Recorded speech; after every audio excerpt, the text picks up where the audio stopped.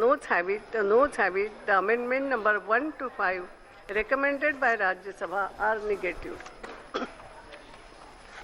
The Minister may now move that the amendments recommended by Rajya Sabha in the Finance Bill 2007 as passed by Lok Sabha be rejected.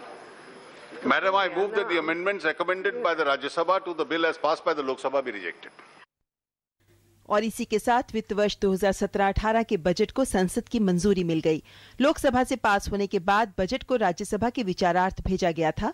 बुधवार को उच्च सदन ने वित्त विधेयक को 5 संशोधनों के साथ लोकसभा को लौटा दिया। गुरुवार को लोकसभा ने इन संशोधनों पर चर्चा की। वित्त मंत्री अरुण जेटली ने सदन से राज्यसभा के 5 संशोधनों को खारिज करने की अपील की। चर्चा के बाद सदन ने राज्यसभा के सभी संशोधनों को खारिज कर दिया और इसके बाद बजट को मंजूरी दे दी। वित्त मंत्री ने लोकसभा में हुई चर्चा का जवाब देते हुए संशोधनों को खारिज करने के लिए तमाम तर्क भी दिए। If there is an economic offender, a hue and cry is being raised by some people that economic offender must be told what is the source, what is the content of the information. This has never been done, and only so that this judgment of the court's observation should not be misunderstood, this amendment has come only as a matter of abundant caution.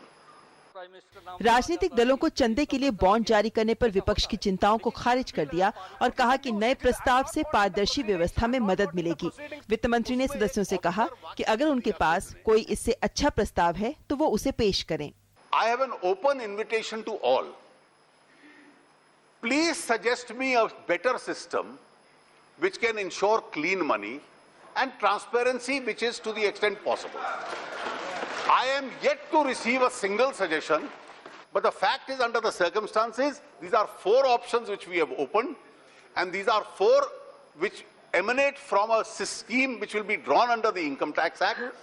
संसद से वित्त विधेयक पास होने के बाद इसे राष्ट्रपति की मंजूरी मिलेगी और इसके साथ ही 1 अप्रैल से नया बजट लागू हो जाएगा। इस बार का ये बजट ऐतिहासिक कहा जा रहा है। इसके पीछे कारण कई हैं, लेकिन मुख्य कारण ये है कि 1 अप्रैल से ही बजट के तमाम प्रावधान लागू हो जाएंगे।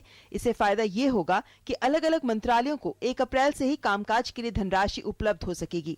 इससे पहले के सालों में वित्त विधेयक मई या जून में पारित किया जाता था, जिससे मंत्रालयों को पैसा देरी से मिलता था और कई योजनाएं शुरू होने में देरी होती थी। बजट की प्रक्रिया को 1 अप्रैल से लागू कर सब कुछ नियत समय पर शुरू करने के इरादे से ही सरकार ने फरवरी के आखिरी हफ्ते में बजट पेश करने की परंपरा खत्म कर इस बार 1 फरवरी को बजट पेश किया। इस बार के बजट में रेल बजट अलग से पेश नहीं हुआ और ये आम बजट में ही शामिल रहा, जिससे 92 साल से चल रही रेल बजट की प्रथा समाप्त हो गई। बजट 2017-18 इसलिए भी अहम है क्योंकि पहली बार सरकार के खर्चों को योजनागत और गैर योजनागत कैटेगरी में नहीं रखकर राजस्व खर्च और पूंजीगत खर्चों में बांटा है। वित्त मंत्रालय ने बजट में योजना और गैर योजना आवंटन का वर्गीकरण खत्म कर सरकारी योजनाओं पर एक समान रूप से पैसा खर्च करने का फैसला किया है। इसका मकसद सरकारी योजनाओं के तहत सृजित पूंजीगत ढांचे को चलाने और रखरखाव के लिए पर्याप्त पैसा मुहैया कराना है। कुल मिलाकर सरकार ने इस बजट से तमाम नई परंपराएं शुरू की हैं, जिसका मकसद केवल जनता को फायदा पहुंचाना है। पार्लियामेंट टीम के साथ news night desk, DD news.